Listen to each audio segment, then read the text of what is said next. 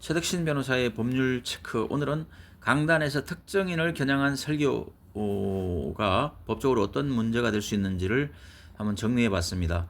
강단은 하나님의 말씀이 선포되는 자리입니다. 그래서 교회는 오랜 세월 동안 설교의 자유와 목사의 영적 권위를 존중해 왔습니다. 그러나 동시에 강단은 개인을 공격하거나 공개적으로 압박하는 공간이 되어서는 안 됩니다. 특히 최근 교회 분쟁 사례들을 보면 설교 중에 특정인을 직접 또는 사실상 간접적으로 우회하여 특정하여 비판하는 일이 늘어나면서 신학적 논쟁을 넘어서 법적 분쟁으로까지 이어지는 경우가 적지 않습니다. 이제는 강단의 내용이 단순한 목회적 판단을 넘어서 성경적인 원칙과 법적 책임까지 함께 고민해야 하는 시대가 되고 있다는 것입니다. 먼저 성경적 관점에서 보면은 설교의 중심은 언제나 복음과 하나님의 말씀입니다. 사도 바울은 말씀을 전파하라라고 디모데후서 4장 2절에서 권면하고 있는데, 설교의 초점이 사람이나 사건이 아니라 그리스도에게 있어야 한다는 것을 강조합니다. 특정인을 겨냥한 설교는 메시지의 중심을 복음에서 개인으로 이동시키며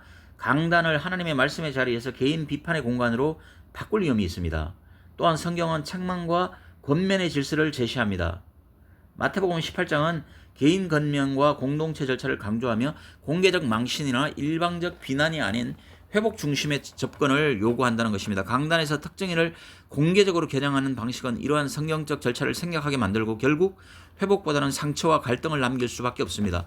장로교 전통에서는 이것이 굉장히 중요한 문제인데요. 장로교회는 공동 치리를 강조하는 구조이기 때문에 개인에 대한 권면이나 징계는 당회의 절차 속에서 이루어지는 것이 원칙입니다. 그런데 설교를 통해 특정인을 사실상 징계하거나 비판하게 되면 이는 강단을 이용한 치리 행위가 되어 공동 치리 질서를 우회하는 결과를 낳을 수밖에 없습니다. 교인들은 강단에서 선포된 내용을 이미 결론이 난 판단처럼 받아들이기 쉽고 당회는 형식적 기관으로 전락할 위험도 있습니다. 여기서 한 걸음 더 나아가서 생각해야 될 부분이 있는데 바로 법적 책임의 문제입니다. 일반적으로 설교는 종교적 표현의 자유라는 보호를 받지만 그 범위가 무제한적인 것은 아닙니다.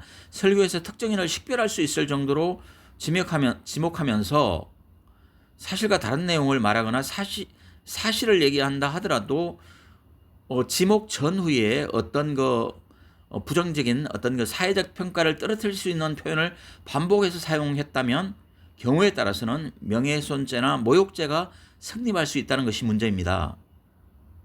그것이 명예훼손이 될 수도 있고 모욕죄가 성립될 수 있다는 것이 국내 판례와 법률 실무의 일반적인 입장입니다. 특히 교회라는 공동체 안에서 이루어진 발언이라 하더라도 공개성이 인정되고 피해가 발생하면 민사상 손해배상 책임도 발생할 수 있습니다. 소송을 당할 수 있다는 겁니다. 실제로 강단 발언이 갈등을 격화시키고 소송으로 이어진 사례들이 점차 증가되고 있다는 점은 교회가 결코 가볍게 여길 수 없는 현실입니다. 물론 모든 설교가 법적 위험을 걱정하며 위축되어야 한다는 뜻은 결코 아닙니다. 설교는 죄를 지적하고 회개를 촉구하는 예언자적 사명을 가지고 있는 것은 분명합니다. 그러나 그 대상이 구체적 개인으로 압축되고 특정되는 순간 설교는 목양적 권면을 넘어 공개적 비난으로 해석될 수 있고 그 결과는 신학적 논쟁이 아니라 바로 법적 책임으로 이어질 수 있다는 점을 주의해야 합니다.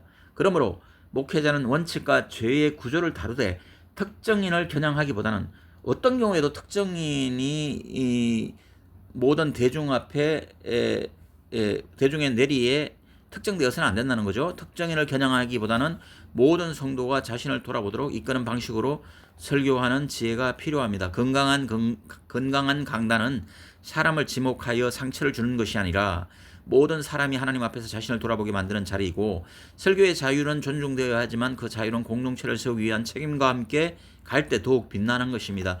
성경적 질서와 공동 치리 원리를 지키고 나아가 법적 책임의 가능성까지 신중히 고려할 때 강단은 갈등의 출발점이 아니라 치유와 회복의 통로가 될 수 있습니다. 결국 교회가 지켜야 할 기준은 단순합니다.